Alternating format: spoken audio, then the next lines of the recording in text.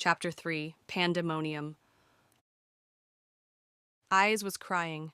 Her small body had curled in on itself, sinking weakly to the ground, both hands covering her face.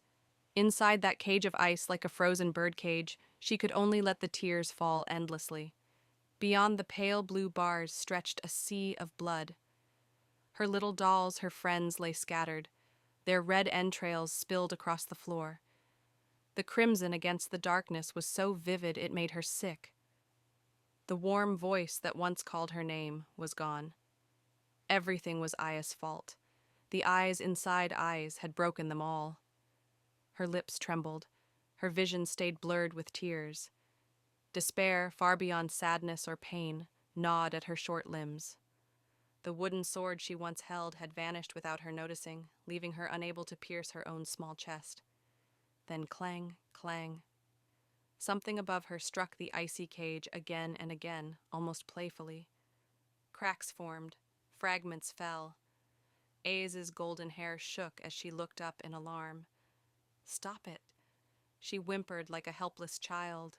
"No." Shaking her head again and again, tears scattering, she clutched it tightly with both hands. "Don't break it." Her innocent, pleading cry only excited the thing outside, because if this cage broke, it would all be over. The terrible something outside would devour her, and the number of those red broken dolls would only grow. The eyes inside eyes, the one who had taken everything away, that terrifying wind it would sharpen again, gleam like a blade, and hurt everything. So don't. No, please don't. Please, you mustn't come here. With her. Face drenched in tears, she looked beyond the bars of her cage. And there, stepping into the sea of blood, was another doll, her precious stuffed rabbit. It was a day full of dragons. The deeper you ventured into the dungeon, the more inevitable it became to encounter dragon-type monsters, the strongest of all. It was something every adventurer had to accept. But even so, this domain we had stepped into was beyond anything I could have imagined. Dragon bones. The first thing that caught my eye was a fossilized dragon, enormous as a whale. All throughout the vast chamber, the remains and skeletons of dragons lay half buried. Some had wings, others didn't. Some still bore scraps of flesh and hide, while others had turned entirely to stone. A few even had beating hearts still pulsing weakly within their rib cages, and some scales still glimmered faintly in the dark. Yet they all had one thing in common. Every corpse, every fossil had been pierced through the forehead or chest by what looked like a sword of flesh, as though their very existence had been denied. Ugh, what is this place? Lafia? It's changed, Lafia said, her brows knitting. This 60th floor, too. When I came here before, it was a cavern of blue flesh walls. This isn't the same. Heath didn't bother hiding her disgust. Leon, meanwhile, confirmed the observation with a quiet question. The dungeon's layout looked somewhat like a limestone cave, with stalactites and stone pillars everywhere. The ceiling rose at least 50 meters high, and the open space stretched perhaps a kilometer across. Massive columns stood irregularly, making it look like the colonnade of some deranged temple. Comparing it to Lafia's report from before, it had once resembled an ice cavern. This was a horrifying transformation. "It's like a dragon's graveyard." The word slipped out before I realized it. Even though I'd thought of it as a cavern, I couldn't shake the sense that we were walking through a desolate wasteland, because there was still sound. A current of air brushed through my hair. Cold wind swept across the countless dragon carcasses, leaving them exposed to the chill. With an eerie whoosh, that wind carried a dizzying density of magic power. "This ain't no ordinary dungeon," came Loki's voice through the crystal communicator. "The whole maze has turned into the body of that damned corrupted spirit. Think of it as being inside a monster's belly. That bastard spirit's doing everything it can to swallow up Ace's power," Loki continued. "And in the process, it's absorbed her mind, her memories, her deepest emotions. That's what's twisting the structure of the floor into this mess." As Leon began walking forward and we followed, Loki's transmission filled the silence. I could hardly believe what I was hearing. But one detail struck me like a dagger, one that couldn't be ignored. A's was still being devoured. Slowly, inside this cursed labyrinth, this wind was proof of it. Proof that she was being absorbed, piece by piece. No, no, that couldn't be. My stomach churned. I wanted to scream, to hurl firebolts in every direction until this whole nightmare collapsed. I clenched my teeth hard enough to hurt, forcing myself to stay calm. I've been briefed. On the situation, Leon said evenly. But why would such a monster be so fixated on the Sword Princess's power?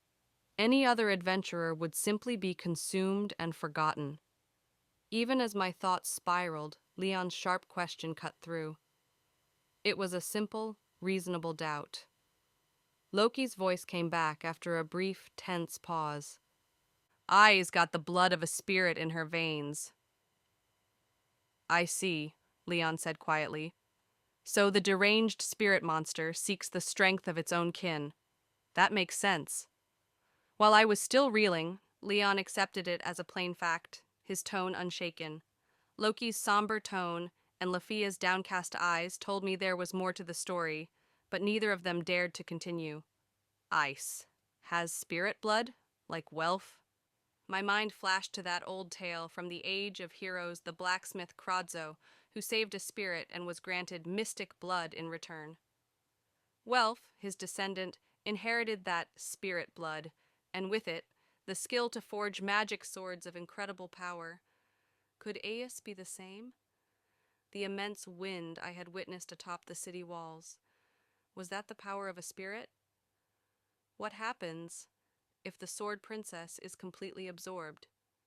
It ends, Loki declared flatly. Just like how Braver and his team never made it back to the surface, you'll all be wiped out too. Orario, the city of heroes, will fall.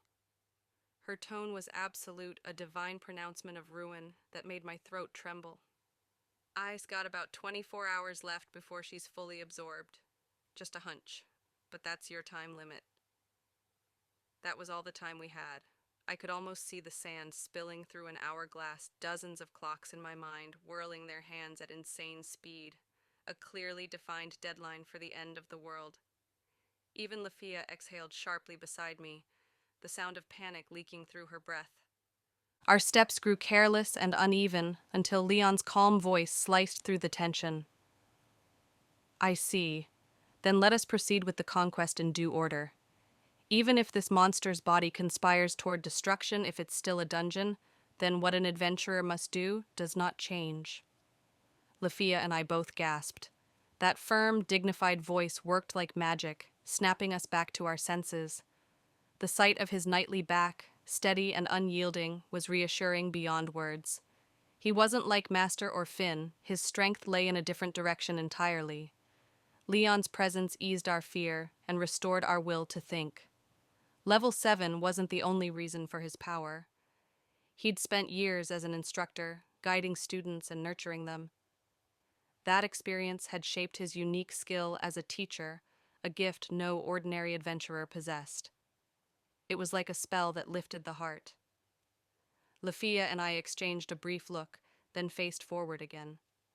Gone was the panic, the despair, only quiet determination remained. Yes, if we were going to save Ais, we had to be more like adventurers than ever before. Goddess, I said, calling through the crystal, could you handle the mapping from your end? We probably won't have time to draw our own. Got it. Belle, leave it to me. All right, Hermes, you're up. Honestly, Hestia, you make me sound so uncool, came Hermes' amused reply. Well, fine, I'll do it. The labyrinth has changed completely, Lafia added. I can't guarantee how much of my earlier scouting data will still apply, but I'll share everything I remember. While the gods chatted on the link, Lafia began preparing her first-hand notes, raw, lived-through information. We had to shift our mindset. Treat this as unexplored territory, a frontier floor no one had ever cleared. We would use anything we could. And if the gods themselves could help us, we'd gladly rely on them too. While being quietly watched over by Professor Leon's gentle smile, we continued gathering information with deliberate care. This area of the dungeon sometimes casts spells on its own. Not the monsters, the walls and floors themselves. The sign is the formation of a magic circle. The only countermeasure is to destroy the circle and surrounding structure within roughly 3 seconds. Having someone outside the dungeon handle mapping was reckless to say the least, but as expected of a god, a being above reason, Hermes's quill began to scratch effortlessly across his map. Lefia's calm delivery of such outrageous information made me flinch. At Hermes's request, "Belle, can you show me your surroundings in detail?" I hurriedly turned my wrist-mounted oculus to pan the area. "The atmosphere here's wonderful," Heath said lightly from behind the group. "Everyone working together like this. I almost feel bad for Lady Freya, but honestly, I could stay in this party forever." I had no idea how to respond to that. Usually, mixed parties between different familias were tense, filled with distrust, yet here she was saying something so cheerfully. She adjusted her backpack with a little sigh, then grimaced as she tiptoed around a massive dragon fossil embedded in the ground. "Feels like these things could start moving any second," she muttered, keeping just a bit of distance from me as I followed behind to guard her. I couldn't blame her. There were dozens of dragon heads hanging from the ceiling, some nothing but bone, others disturbingly intact with decaying flesh. It was hard to shake the feeling that their empty sockets would suddenly glow and unleash a fireball. The constant howl of wind through the chamber only made the illusion worse. This whole floor was a network of wind tunnels. The sound that filled the air was like a chorus of dragons groaning in pain. With Loki's earlier comparison in mind, it truly felt as if we were wandering through a dragon's womb. That endless, echoing cry of unseen beasts made our skin prickle. "Another hazard we encountered," Lafia went on coldly, "was the charm dust. Anyone with an abnormal resistance rating of H or lower will be inflicted with charm if they inhale it." Charm dust. Ah, this must be it. Heath looked upward, raising her hand as if to catch falling snow. A soft blue shimmer collected in her palm, faint motes of light drifting everywhere in the air. The source seemed to be the blue-fleshed flowers blooming where walls met ceiling. Now that she mentioned it, my whole body did feel strangely warm. "We cast protective magic before entering, so it should be fine," Lafia said quietly. "But during our expedition, even first-class adventurers turned their weapons on one another." Both Hythe and I looked at her in shock. First-class adventurers fighting each other? That wasn't a battle. That was a nightmare. "The dungeon here doesn't just weaken its intruders," Lafia continued, her tone dropping to a chill. "It takes them, hijacks them, and turns them into tools." Her hand slipped to the dagger at her hip, drawing it in one fluid motion, which meant, "The other method," she said grimly, "is possession." And then it began. Professor Leon's stride halted. All trace of relaxation vanished from the air. The dungeon itself, silent until now, sent out its vanguard. "Oof-oo-foo. Ah ha ha." Laughter echoed the innocent giggle of little girls playing in a flower field. But in this place, that sound was wrong. Too wrong. It carried a breath of magic that felt alien and foul. The voices came from a head behind a massive pillar, and there, emerging from the shadows, were several human silhouettes, each one overlapped with something else. What? A terrible feeling ran through me, an overwhelming premonition of tragedy.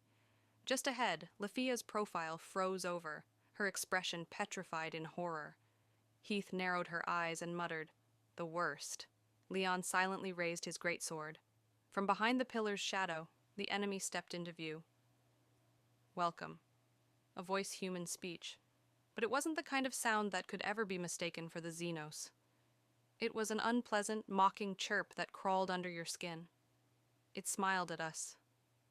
My new flesh puppets, my new friends. A corpse was standing, one missing an arm, one with hollow eyes, blood spilling from its mouth, and one without even a head. Clinging to the adventurers' backs, those lifeless bodies, they were parasitized.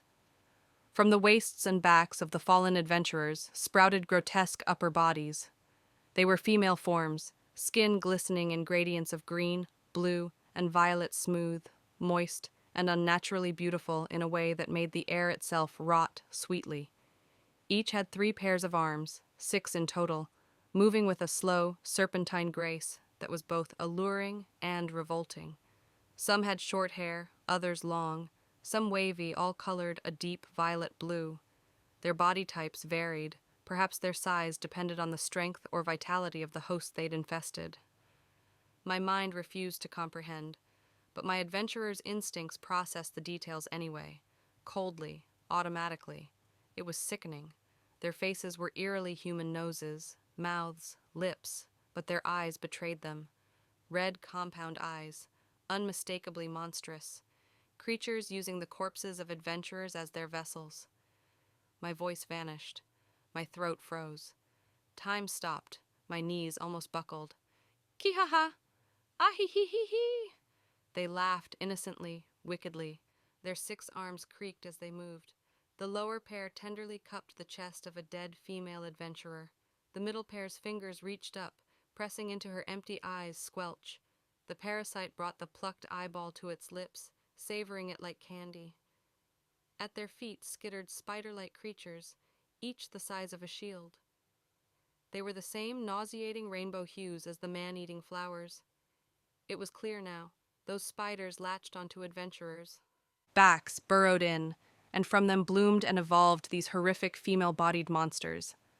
They were violators, monstrous spider women that ravaged the bodies of adventurers, defiling and consuming everything, even their dignity. The Loki Familia.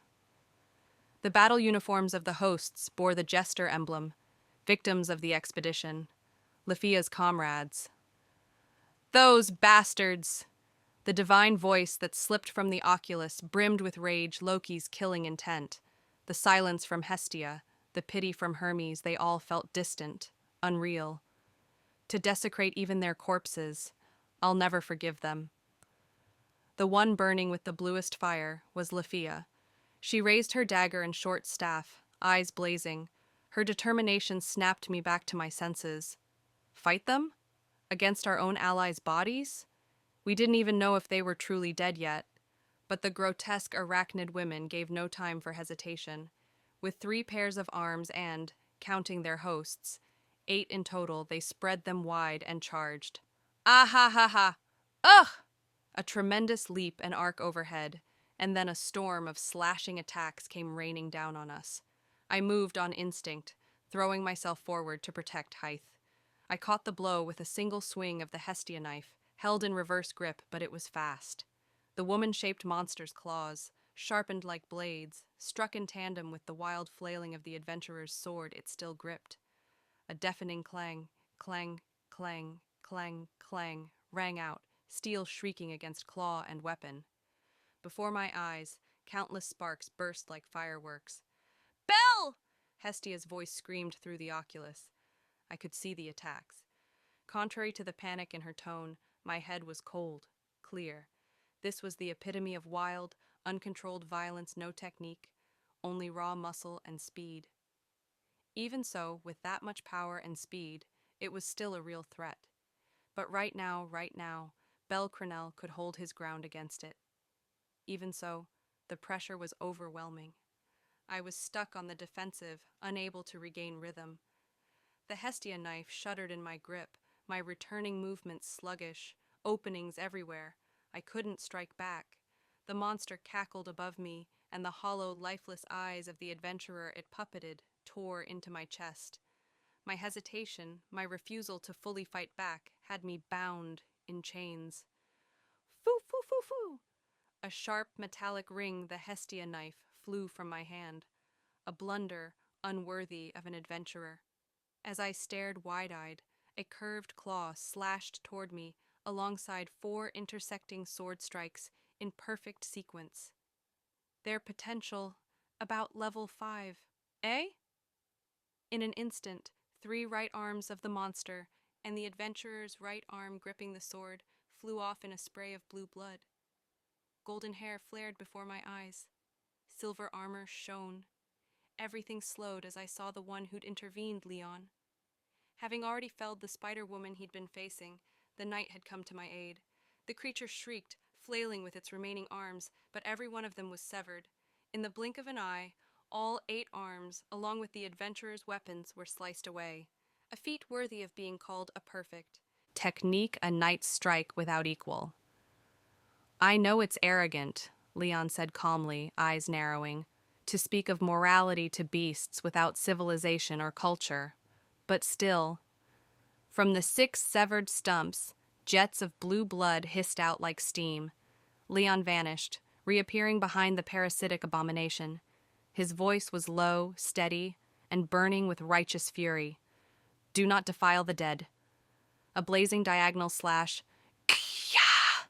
The greatsword cleaved clean through only the Spider-Woman, sparing the adventurer's body. Split from crown to waist, the monster let out a strangled scream before bursting into ash. The freed male adventurer collapsed forward, brushing my shoulder with his lips in what seemed like a silent apology, then slid lifelessly to the ground. Leon, where's the monster's magic stone? In the spider's abdomen, not the host. I know Lafia. As I stood there, my armor splattered red like spilled paint. Leon had already moved on to the next creature, and Lafia was engaging another. The spider women shrieked in voices that were almost seductive.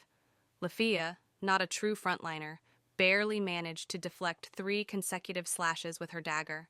She leapt back, dodging desperately, her face twisted in strain. But even so, her hesitation had already been crushed. Facing the comrades who bore the Loki Familia emblem, the elf thrust her short staff forward. I'm sorry. Wait! My cry, begging not to see what came next, went unheard. She fired. Dio Thyrsos! Gyaa! A blinding white bolt of lightning pierced through both the adventurer's torso and the Spider-Woman fused to their back. The monster convulsed wildly, burned out by the holy thunder, and collapsed, leaving only a faint remnant of the adventurer's body, which toppled backward to the ground. Wait, please wait. They might still... It's already impossible, Belle. Lafia and Leon's blades flashed again and again, cutting down more of the twisted pairings. One after another, the puppeted adventurers fell like broken dolls. I shouted like a child throwing a tantrum, but Hythe came up behind me and stopped me.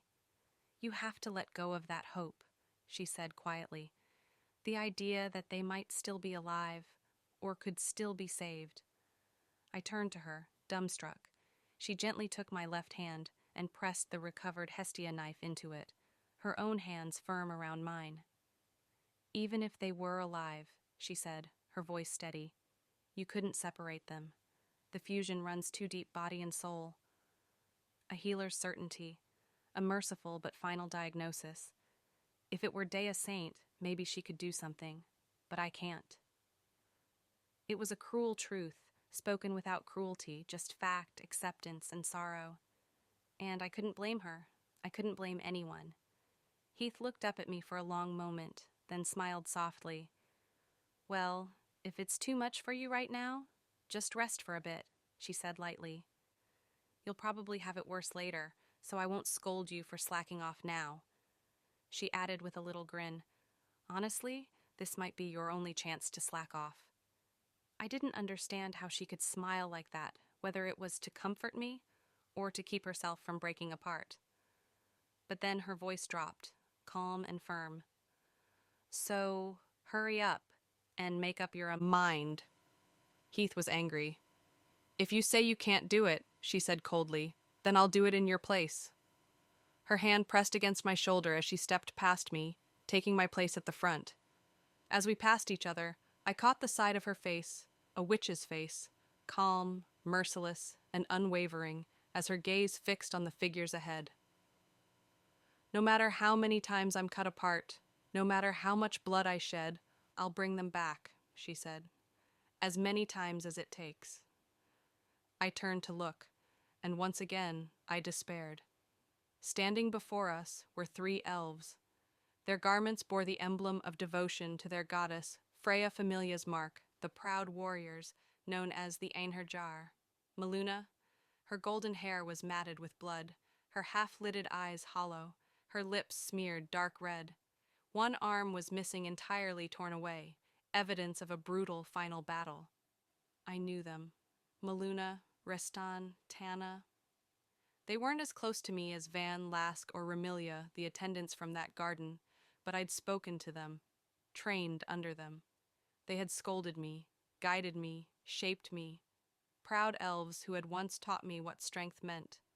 "I'll annihilate them," said Haith, her voice low and trembling with fury, "the vermin who dared defile Freya's possessions." But I understood. Calling them possessions instead of comrades wasn't cruelty. It was grief, a desperate attempt to hide her heartbreak behind pride, to keep being a servant strong enough for her goddess. Bel. My name came through the crystal, Freya's voice. There are no souls left in those bodies. What you see now are only shells bound by monsters. A god knows.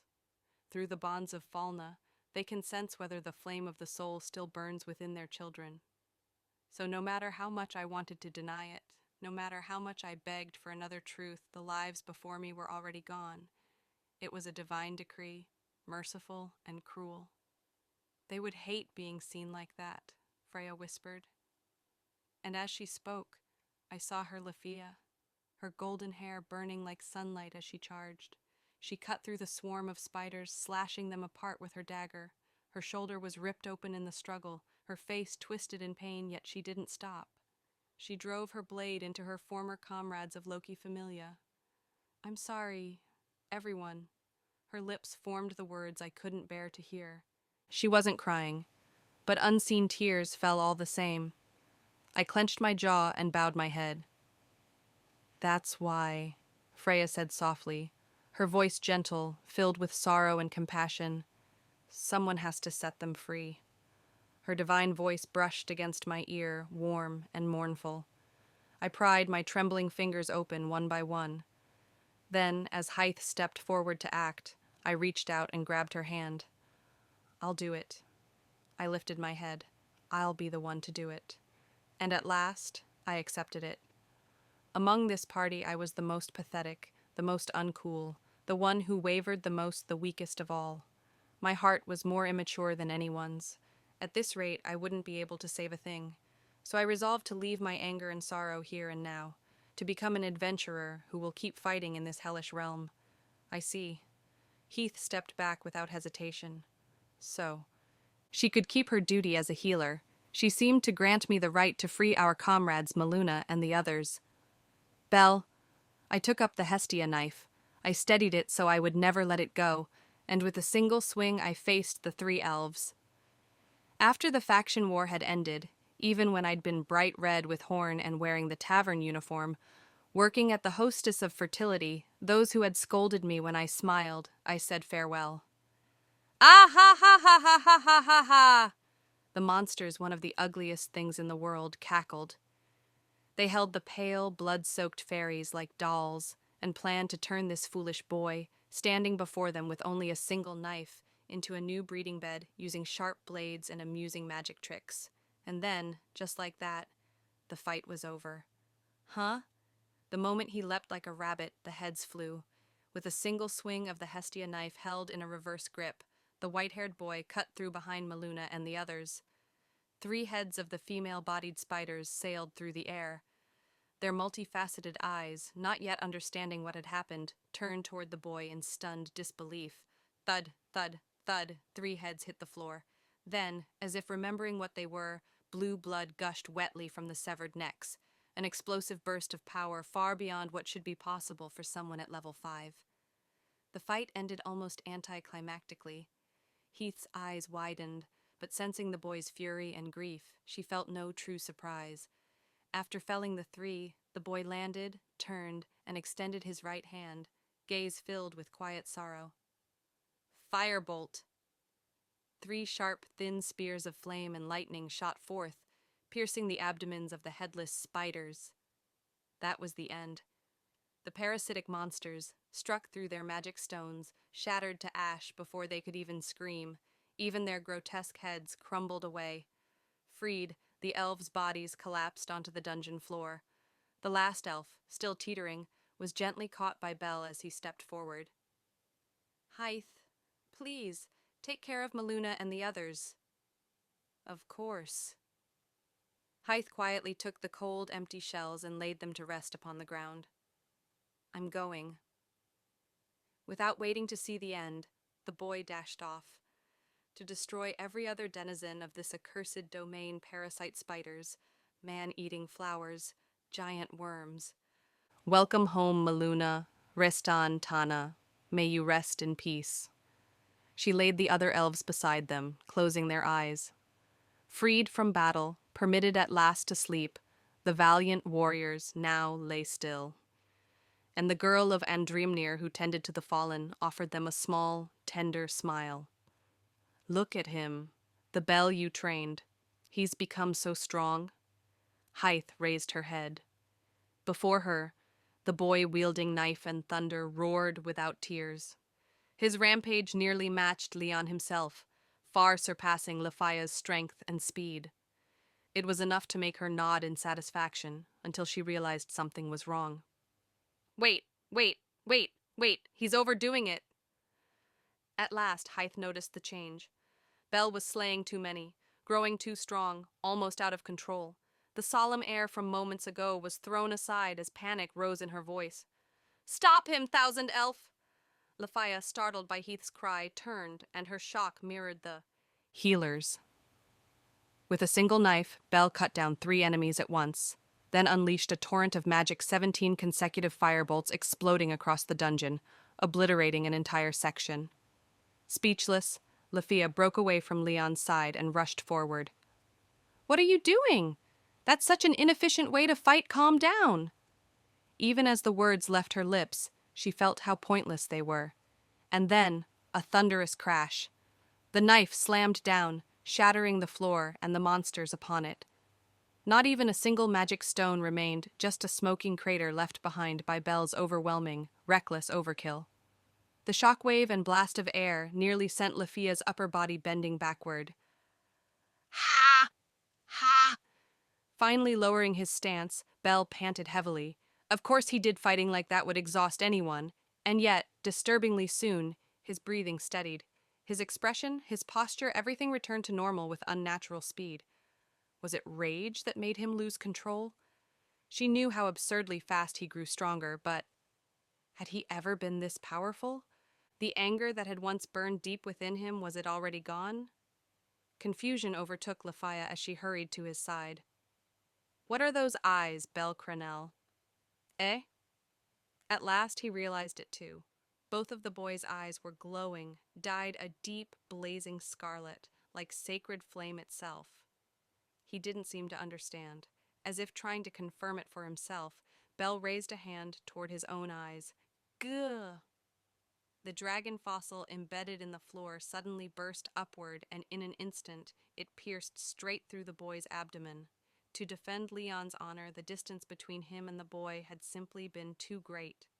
Strictly speaking, it wasn't carelessness, but Bell's own overwhelming output, verging on a berserk state, that led him to overextend while pursuing the monsters. He had slipped beyond Leon's support range.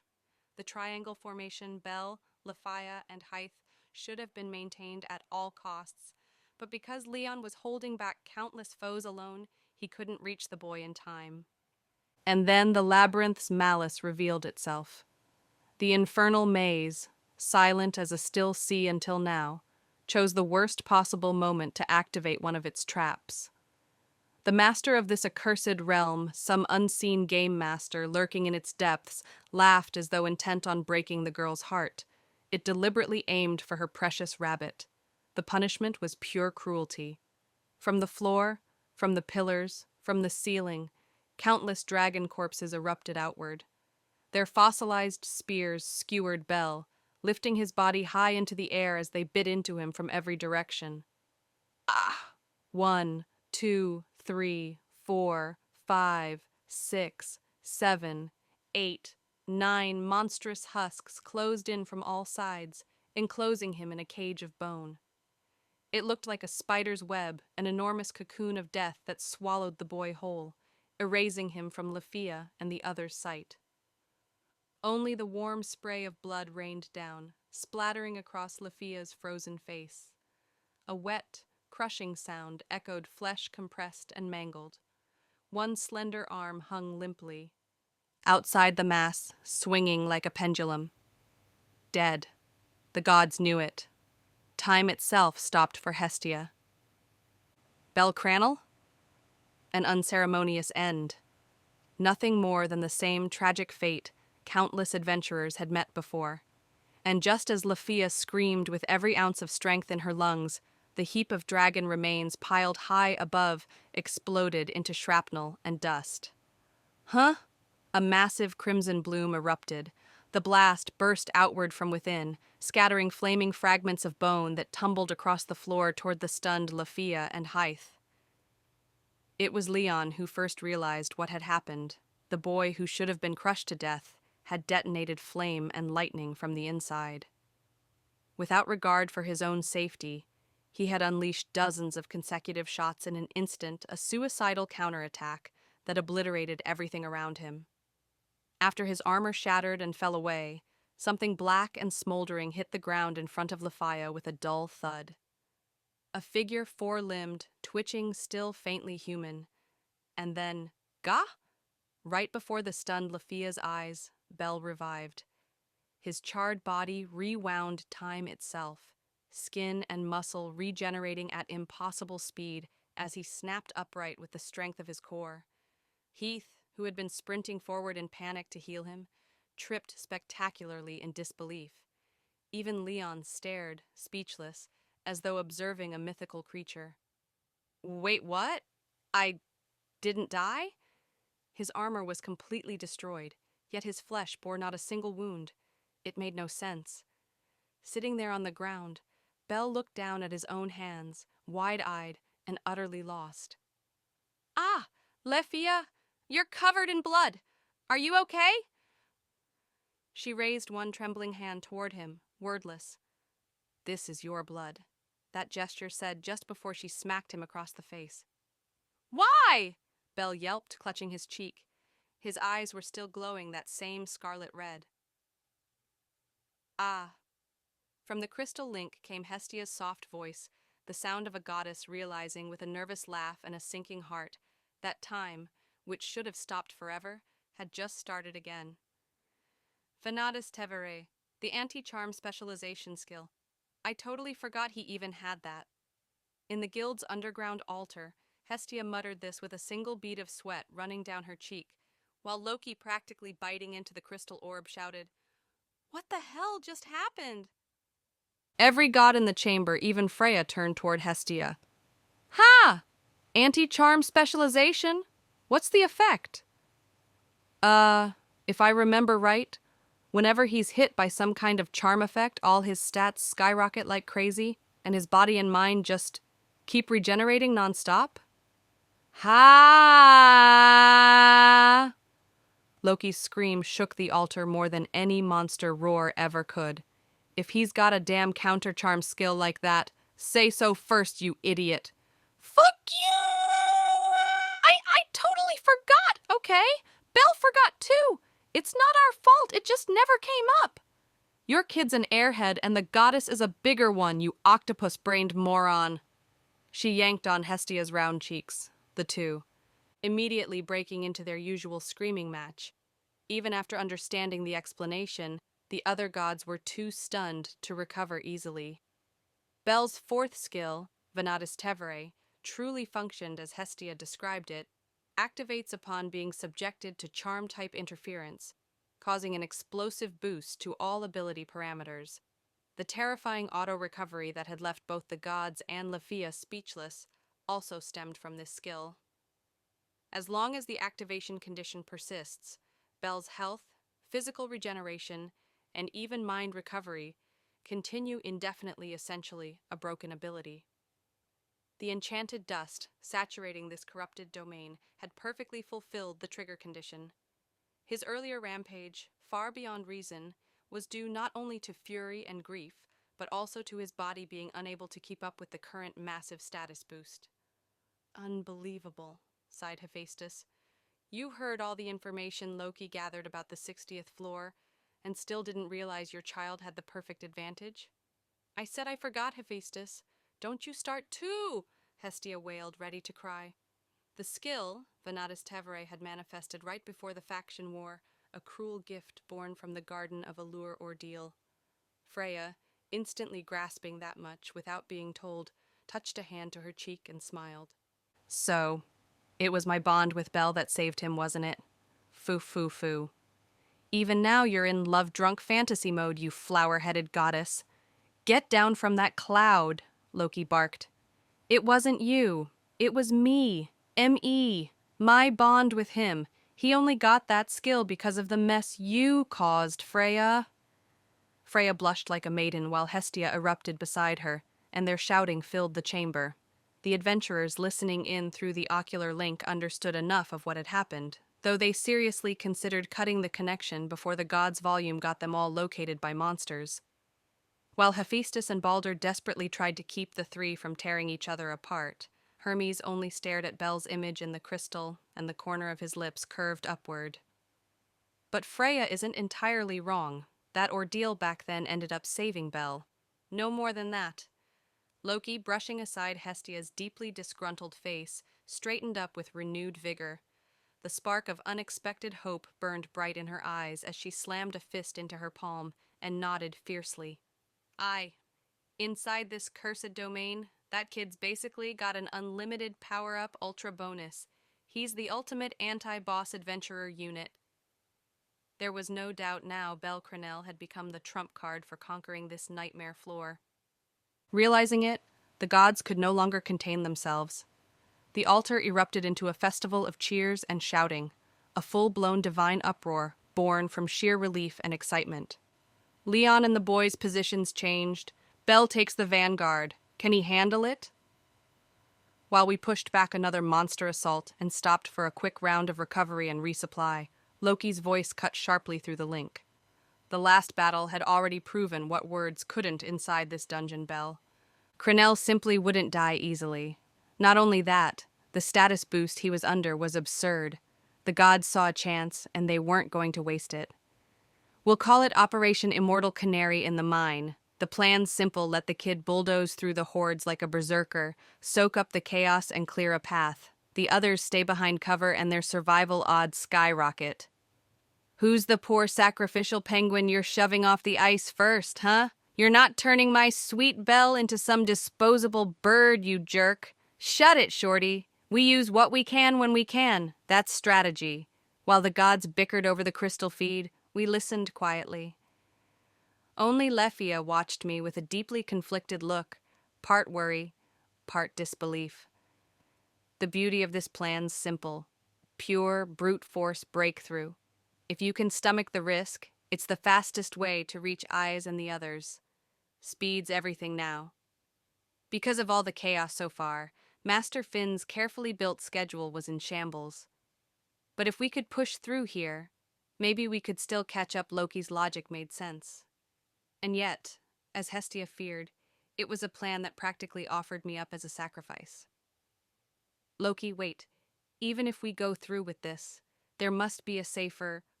I'll do it. I cut Lefia off before she could finish. My answer was already decided. Turning toward her, not the gods, I spoke directly. I want to reach Ice even 1 second sooner. That's all there is to it, Lefia. At the mention of that name of longing, she froze, then glared at me sharply. That wasn't admiration in her eyes, it was frustration, a plea not to be reckless. I smiled faintly. Thank you. That was all I could say. The discussion ended there. After just 1 minute of rest, the advance began again. Oh! Ja! Ha! I plunged alone into the endless flood of grotesque monsters.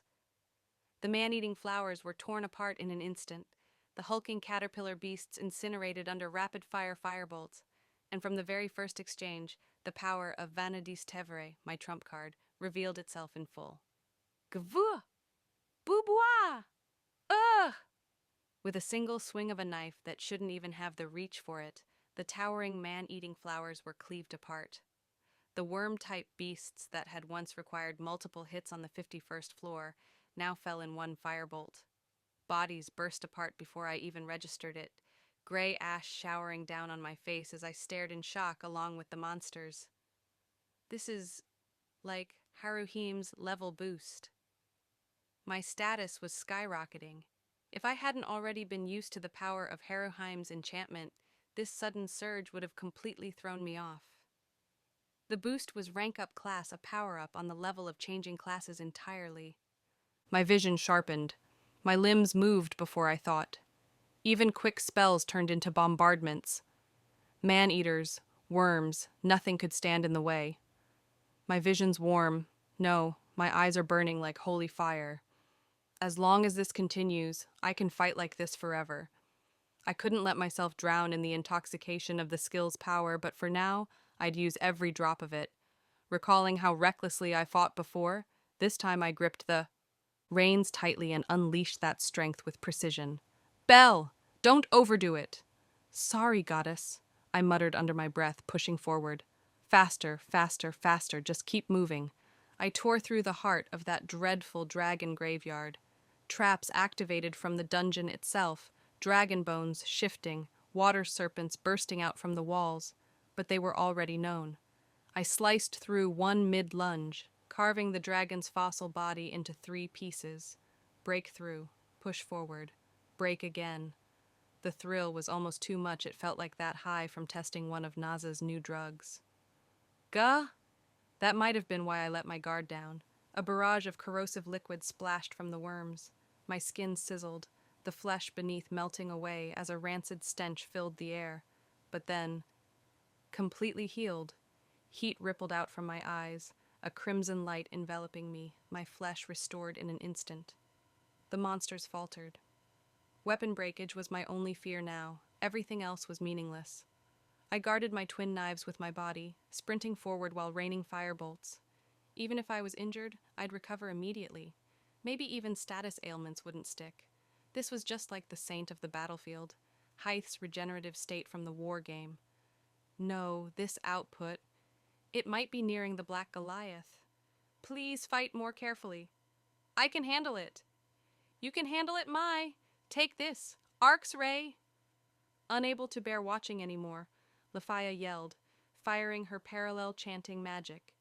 Her brilliant blast struck true, vaporizing the mass of man-eaters descending from above. Our formation shifted me at the front, Lafaya and Hythe in midline, Leon in the rear. To be precise, it was me as a lone vanguard, and a 3-person unit of Leon's group behind. I pushed far ahead, while the 2 rear mages provided constant covering fire, protected by Leon's unwavering defense that shut down every side or rear ambush. Aside from my own safety, there wasn't a single weak point in this formation, perfect in its beauty and efficiency. A formation only possible now that Venatus Tevri's effects were confirmed. Before, even as a frontliner, Leon had been forced to protect the entire party alone. But now it was my turn to pull my weight. Please, anything but the parasitic infection Thousand Elf mentioned earlier. I can fix literally everything else afterward.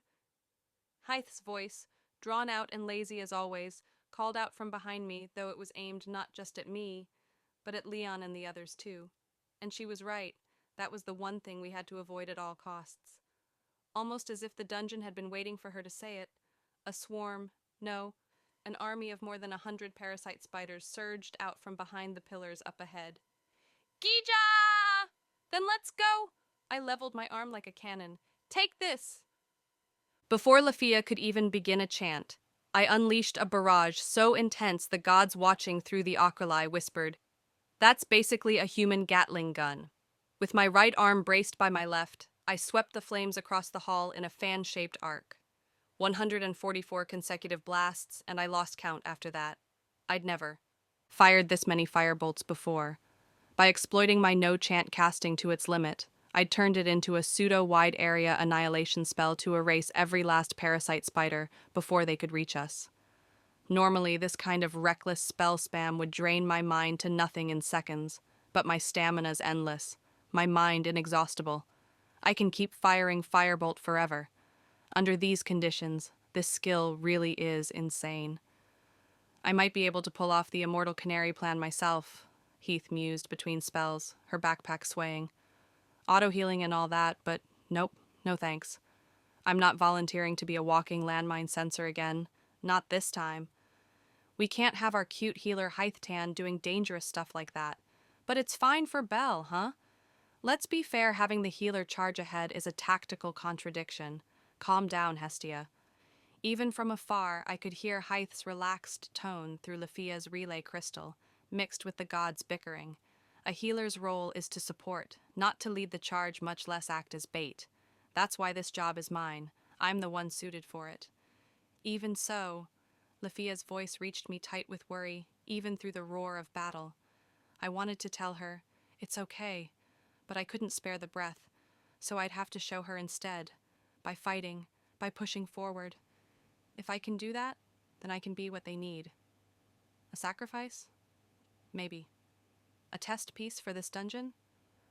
Fine. I'll bathe in the unknown, so Leon and the others can turn it into knowledge. Use me as the spearhead of the vanguard. Lega? Belle Crenel? The moment that thought crossed my mind, the dungeon itself reacted like it was disgusted by me. Dozens of magic circles flared open ahead. Lefia's warning from earlier, counterattack magic, had come true. Flames, lightning, ice, every element poured down at once. From behind, Lefia's voice cried out as she threw up a barrier to shield Hythe and Leon. Yeah, I figured it'd change tactics soon. This dragon graveyard isn't like any dungeon we've faced. It's deliberate, malicious, alive. Whether that will belongs to the corrupted spirit itself, I still don't know, but I knew something was coming.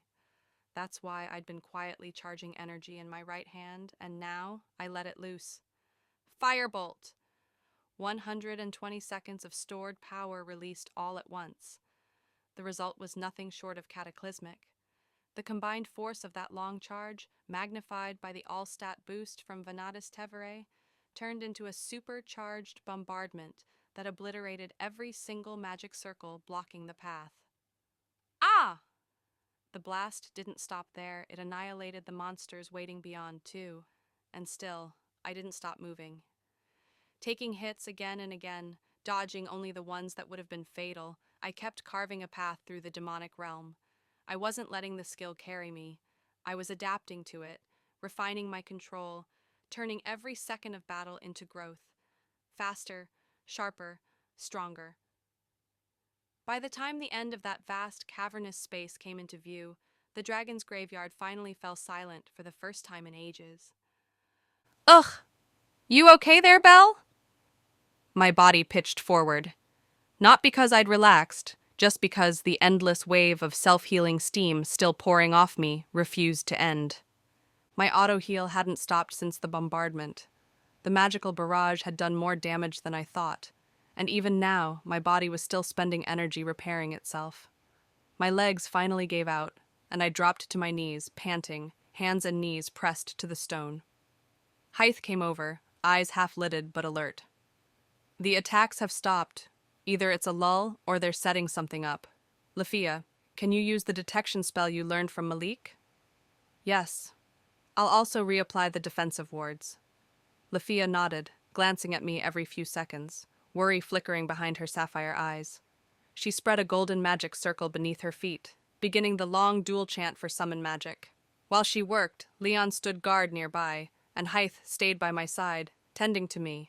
I can't recover stamina, mind, and wounds all at once. The truth of it clicked into place. My skill did heal everything, but not infinitely fast. It spread its resources across all three: physical strength, magical energy, and injuries.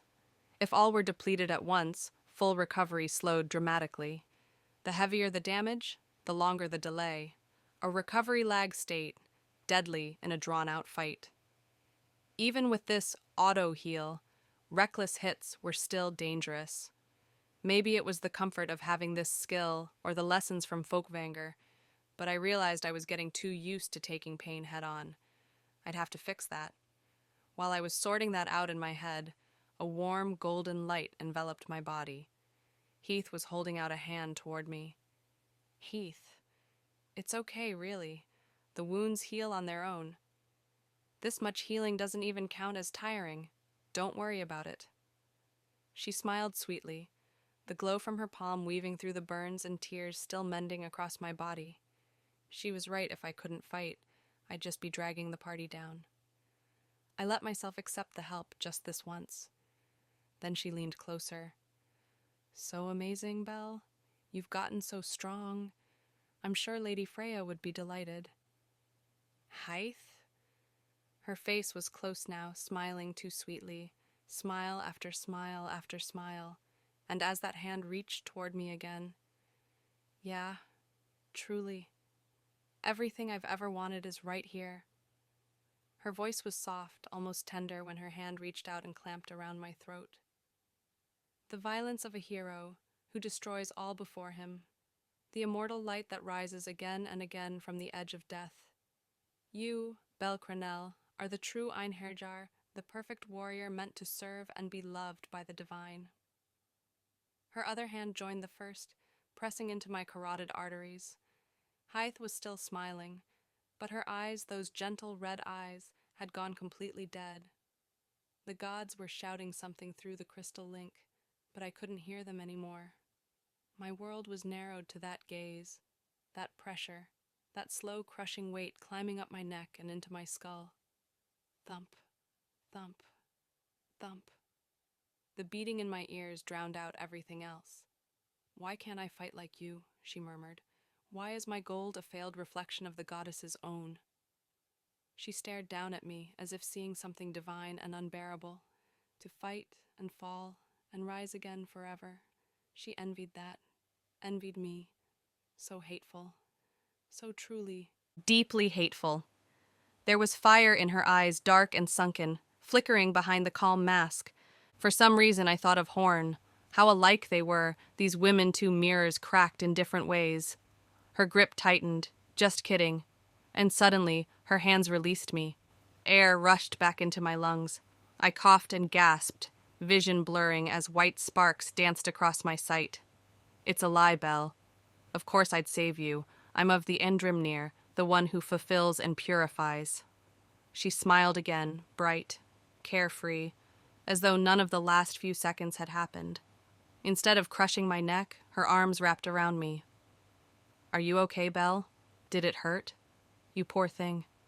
It's all right now. Everything's all right. I wouldn't ever accidentally kill you. Kneeling, she drew me into her arms, my head pressed to her chest, her hands cradling the back of my skull and spine. The warmth of her body seeped through the gaps of our armor. Her long, pale pink hair swayed around me, a soft curtain sealing me in. The gentle rhythm of her heartbeat thudded against my cheek, steady, serene, too serene. Anyone else might have blushed at the contact. I just froze, a cold chill crawling down my spine. That heartbeat, it wasn't comforting. It was terrifying. She could heal life and end it with the same touch. A true mad saint. Her hand stroked my hair lovingly. Yes, I won't let you die. You are Lady Freya's, Seer's beloved knight, Oder. Then, as if nothing had happened, she released me. She stood, turned toward Lafia and the others, and walked away. Only when she was several steps ahead did the delayed wave of fear finally hit me. Cold sweat drenched my back, my body completely restored, without a trace of pain, was proof of her handiwork. Heath really seems to love Belle too, doesn't she? How can you say that? What kind of love strangles someone? Your familia is completely insane, do you know that? The voices of the gods finally cut back through the crystal, chaotic and loud. My heartbeat still wouldn't slow. My palms were slick. Then Leon approached, trading places with Hythe as she left. You all right, Belle? Leon, she's a bit eccentric, but Vanna Mardal should be fine. Better temperament than Alan, at least.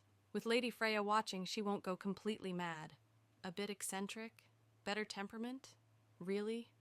Leon knelt on one knee so our eyes met, his tone steady, careful, the way someone would speak to keep another from breaking. But I didn't really understand what he meant. Was he saying that cooperating with the Freya familia was that difficult? Or just that it required this kind of mental armor?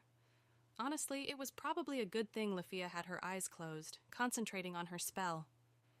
If she'd seen what happened with Hythe, I had the feeling she'd have absolutely exploded.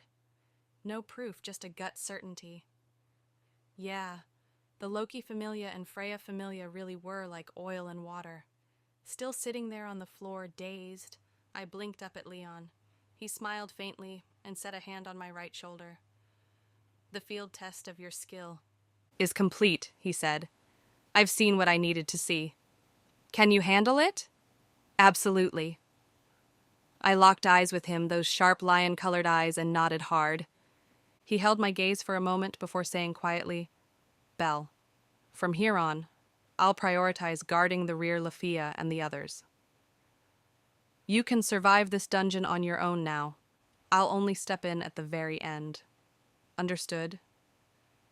It sounded cold, maybe even cruel, but it wasn't. It was his way of acknowledging me, of trusting me. There was only one answer I could give. Yes, sir, he smiled, held out a hand, and pulled me to my feet. Detection complete, Lafia said then, opening her eyes. No irregularities found. The brief pause for breath was over. We reformed our formation and pushed onward, our steps quick, almost reckless, but sure. No monsters came. The demonic world seemed to be holding its breath. This spirit master cloak, it's barely torn. The eerie quiet gave space for stray thoughts.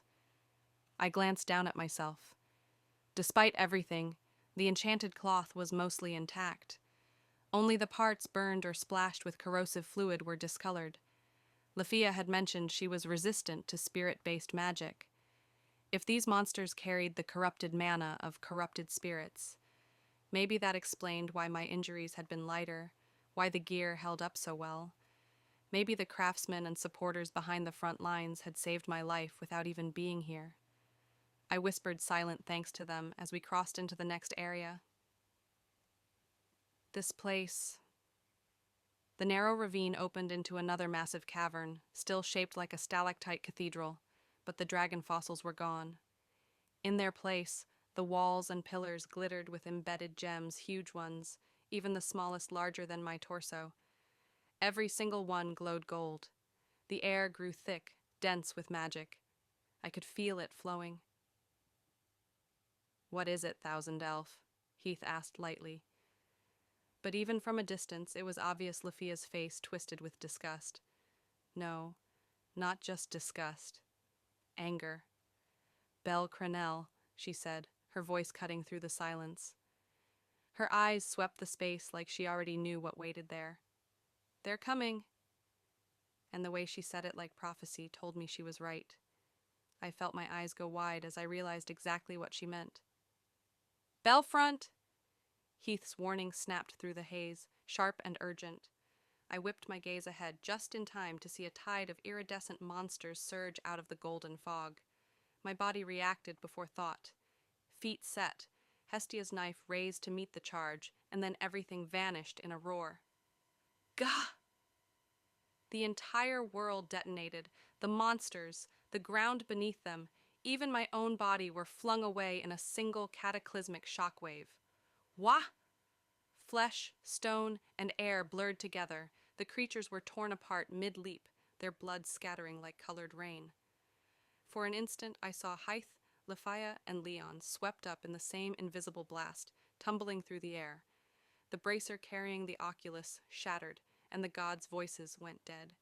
Pain burst across every inch of my skin, then was drowned by a surge of crimson light as auto-heal flared to life. Blood and monster gore spun in slow motion around me as the impact hurled me. Down a corridor of collapsing pillars. What was that? An unseen explosion? Some colorless magic? No. The pressure, the slicing edge wind. A shockwave born of it, dense enough to smash stone.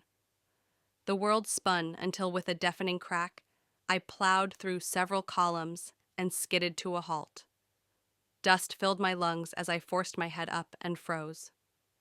Belle. She was there, the person I had prayed, fought, and bled to reach. Hair like molten gold, eyes to match, beauty so unreal it felt like the gods had sculpted her. Eyes Wallenstein. Belle, she said again, and she was completely naked. Her long golden hair fell forward, barely veiling her chest, pale skin gleaming in the faint light of the cavern. She smiled softly and reached out her hand. My mind went blank. "Are you all right?" The words she had once spoken to me the very beginning, as if time itself had rewound. That hand reached toward me again, trembling with warmth, and a blade erupted from her chest. Ugh! Blood gushed from her sternum, from her lips, hot droplets spattering across my stunned face. The smile vanished. For a heartbeat, everything, my breath, my thoughts, even the world, stopped. Lefia. The words left my mouth in disbelief. Standing right behind me was an elf, golden amber hair glinting like a drawn blade, her eyes burning with a wrath I had never seen before. The short sword in her hand pierced straight through Ice's chest. Her voice trembled with fury, not hesitation. "Don't you dare defile our ideal!" In one seamless motion, she drove her knee up a midsection kick that cracked through the illusion's ribs and sent the golden girl flying out of my sight. The instant her boots hit the ground again, Lefia's wand was already raised. "Arc's Ray!" The spell detonated mid-air. A column of blinding light swallowed the fake Aia's whole, erasing her so completely that even ash refused to remain. "Get it together! I told you this might happen!" A sharp crack split the air her palm across my cheek. The sting jolted me back into my body, into the world still spinning with chaos. Lefia stood before me, guarding my front, her expression all cold focus and rage as she scanned the battlefield. And over her shoulder, they appeared. Dozens, hundreds of golden-haired, golden-eyed girls, each one a mirror of Eyes Wallenstein, each one smiling with that same gentle expression twisted into mockery. "They're fakes," Lefia shouted. "Copies made by the corrupted spirit." My heart clenched. Before I could even draw a breath, the army of Aias lookalikes giggled in unison, a sound like glass breaking. At that same moment, far above, the divine audience gasped. The Hestia Familia's crystal altar shook as Hestia, eyes wide, pressed both hands to the water mirror. The other gods around her murmured in disbelief. A copy of the Sword Princess? That thing duplicated a child of the gods? Impossible, even for a great spirit to mimic a mortal's divinity. This isn't mimicry, this is blasphemy. Hephaestus grimaced, Baldur's tone hardened, and Hermes only exhaled a low whistle. Inside the crystal's image, the battlefield had already become a storm. Each Eyes copy unleashed blades of wind that shredded monsters, stone, and adventurers alike, a hurricane of mirrored beauty and death. Freya, seated with legs crossed, watched her own creation's stolen face twist in violence. Her voice, calm but cutting, slipped through the divine murmurs. "How tasteless." A wry smile followed. "Though I'm hardly one to talk," she muttered to herself. Beside her, Loki trembled with fury. "Those damn dolls! They're the reason Tiona and the others went down. Using Ice's face, my kid's face, to tear my familia apart?" The words cracked like thunder. Every god present fell silent beneath the weight of her rage. And through it all, Hestia's gaze returned to the boy in the mirror, to Bel Crenel, whose trembling profile filled the crystal's surface. His expression wasn't calm. It was raw, shaken, and desperate, a storm of emotions barely contained. "Bel," she whispered. The roar of the wind drowned out every thought. Through the howling vortex, Heath's panicked cry barely reached me. "This is way too much. We're gonna get shredded at this rate."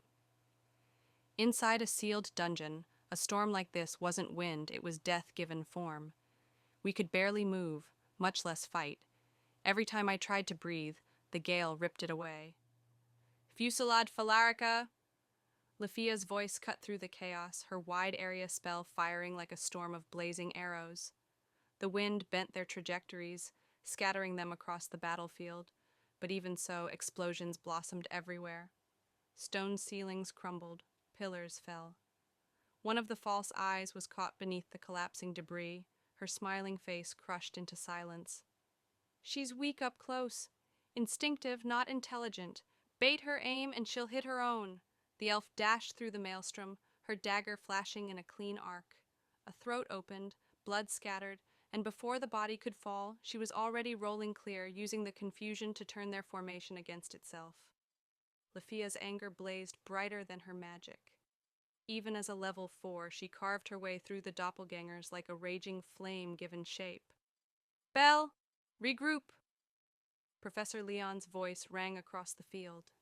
He alone was holding the line, each stroke of his greatsword cutting through both the clones and the slicing winds alike. Hythe and Lafia moved to his side, their formation snapping back together, while I was still alone, hurled to the far end of the vast chamber. What is this? All around me, the same golden figure bled and fell. Aya's face, Aya's eyes, Aya's voice, each one shattering before my eyes, only for new ones to take their place. I couldn't scream. I couldn't think. Then the walls began to pulse. Embedded within the stone, the golden gems, those radiant cores, started glowing, one after another. From within them, something slid out. She slid out.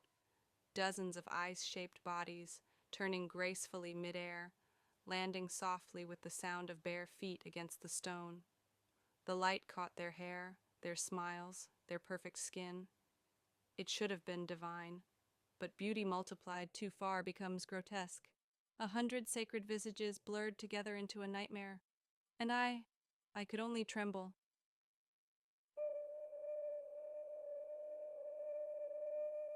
The scream tore from my throat before I knew it. The wind flung me like debris, but I thrust my hand forward anyway. Firebolt! The spell burst forth, then another and another.